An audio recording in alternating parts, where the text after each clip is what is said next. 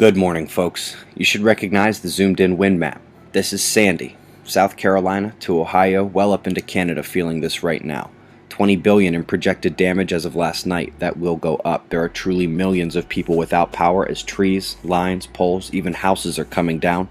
Massive storm surges have flooded New York City and coastal areas. Both the Indian Point and 9 Mile nuclear plants had to have shutdowns. Here's a quick look at the precipitation record set yesterday. It's quite the list. I will briefly mention this. Yes, they ran a drill for Hurricane Sandy in 1997 that would hit New York in October. Yes, they are modifying the storm, but they're doing so to make it less intense. The pressure says this should be a Category 4 or 5. It's nowhere close. It's impossible unless we are weakening it. Is it HAARP? No.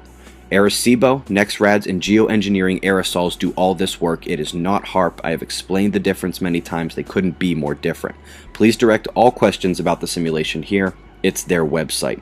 Top right, Sontin dying over southern China, leaving one final mark of destruction.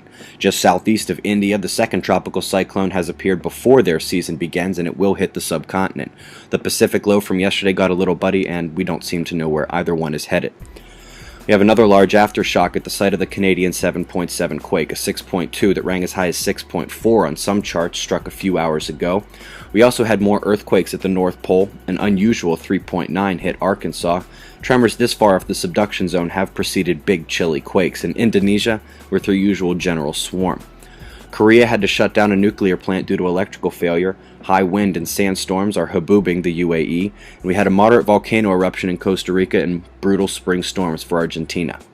Solar wind, we are dropping to very quiet levels. I consider 300 kilometers per second to be baseline speed, and we're going even lower. It will be a big jump if it's still this low for the CME impact on its way from 2 days ago.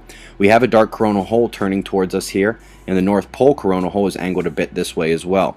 They'll face Earth just before our next set of significant planetary positions, another minor quake watch. We have a bright new active region to watch as it comes over the southeastern limb, and lastly, those filaments I was telling you about. They just erupted. Tomorrow I will update this, but it's center disk. Any ejecta's coming right at us. Eyes open, no fear. It's about 6:15 a.m. Eastern time, and that's the news. Be safe, everyone.